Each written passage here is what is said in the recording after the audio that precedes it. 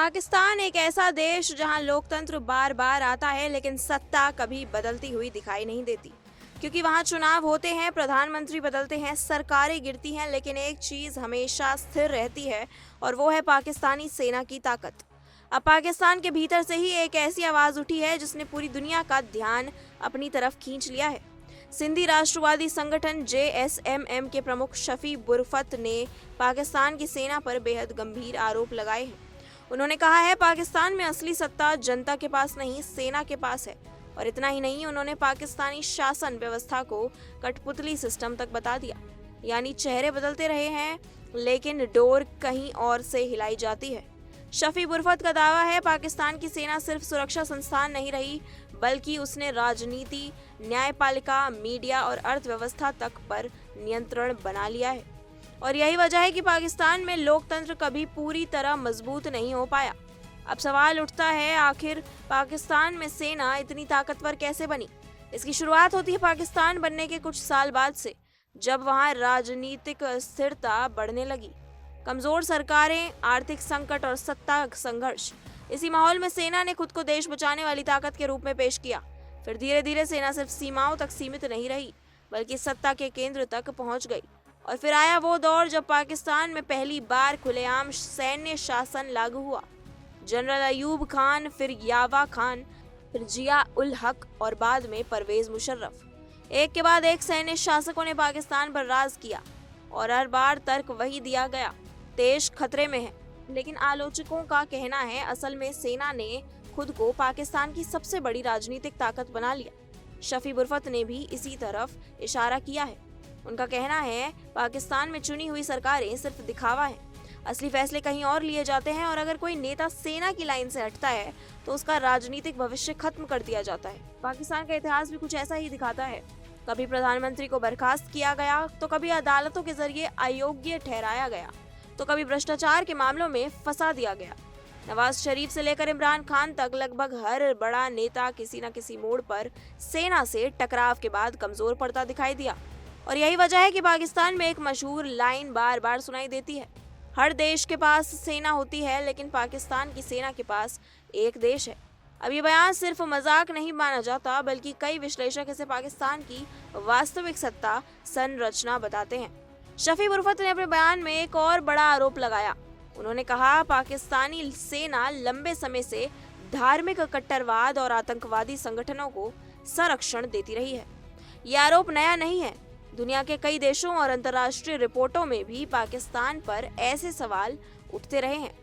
अफगानिस्तान में सक्रिय आतंकी नेटवर्क, कश्मीर में आतंकवाद और कट्टरपंथी संगठनों की मौजूदगी, इन सबको लेकर पाकिस्तान की सैन्य और खुफिया एजेंसियों पर उंगलियां उठती रही हैं। हालांकि पाकिस्तान हर बार इन आरोपों से इनकार करता है, लेकिन सवाल फिर भी खत्म नहीं होते, क्योंकि कई बार ऐसे आतंकी सरगनाओं की मौजूदगी पाकिस्तान की जमीन पर मिली, जिनके बारे में दुनिया को सालों तक जानकारी नहीं दी गई। और यही बात पाकिस्तान की छवि को सबसे ज्यादा नुकसान पहुंचाती है। अब यहाँ सबसे बड़ा सवाल है, अगर सेना इतनी ताकतवर है तो पाकिस्तान की जनता क्या चाहती है?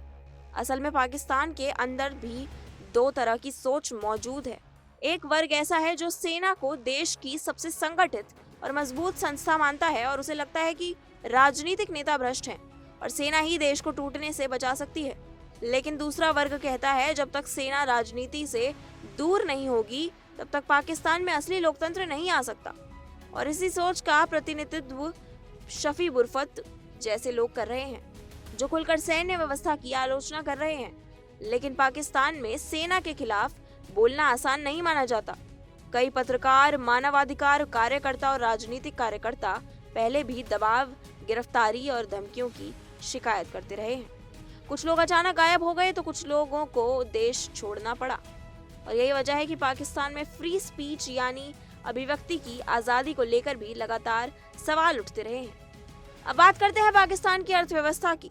शफी बुरफत का आरोप है सेना का प्रभाव सिर्फ राजनीति तक सीमित नहीं, बल्कि व्यापार और अर्थव्यवस्था तक फैला हुआ है। पाकिस्तान में सेना से जुड़े कई बड़े बिजनेस नेटवर्क बताए जाते हैं। रियल एस्टेट, कंस्ट्रक्शन, कृषि, बैंकिंग और उद्योग। आलोचक कहते हैं जब सेना सुरक्षा के साथ साथ व्यापार में भी उतर जाए तो ताकत का संतुलन और बिगड़ जाता है। और शायद यही कारण है कि पाकिस्तान में आम जनता महंगाई, बेरोजगारी और आर्थिक संकट से जूझती रही, लेकिन सत्ता के केंद्र में बैठे लोग लगातार मजबूत होते गए। अब सवाल यह है, क्या पाकिस्तान में कभी पूरी तरह लोकतंत्र स्थापित हो पाएगा? ये सवाल नया नहीं है, लेकिन आज पहले से ज्यादा बड़ा जरूर हो चुका है, क्योंकि पाकिस्तान इस समय कई संकटों से घिरा हुआ है। आर्थिक बदहाली, राजनीतिक अस्थिरता, आतंकवाद और अंतरराष्ट्रीय दबाव।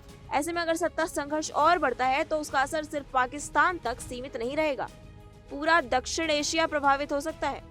भारत भी पाकिस्तान के अंदरूनी हालात पर नजर बनाए हुए हैं, क्योंकि जब जब पाकिस्तान के भीतर अस्थिरता बढ़ती है उसका असर सीमा पार भी देखने को मिला है। और यही वजह है कि दुनिया अब पाकिस्तान को सिर्फ एक देश के रूप में नहीं, बल्कि एक संवेदनशील परमाणु शक्ति के रूप में देखती है, जहां राजनीतिक अस्थिरता पूरी दुनिया के लिए चिंता का कारण बन सकती है। फिलहाल दुनिया की नजर पाकिस्तान पर टिकी है, जहां सवाल सिर्फ सरकार का नहीं बल्कि सत्ता की असली ताकत का है। अपनी राय हमें कमेंट सेक्शन में जरूर बताएं और बेल आइकन को दबाना ना भूलें। फिलहाल के लिए इतना ही। देश और दुनिया से जुड़ी तमाम बड़ी खबरों के लिए जुड़े रहिए इंडिया डेली के साथ। देखिए इंडिया डेली 24/7 अब आपकी स्मार्ट टीवी पर। इंडिया डेली मौजूद है सभी डिजिटल प्लेटफॉर्म पर लाइव और लगातार। इंडिया डेली 24/7 हर दिन राष्ट्र को समर्पित।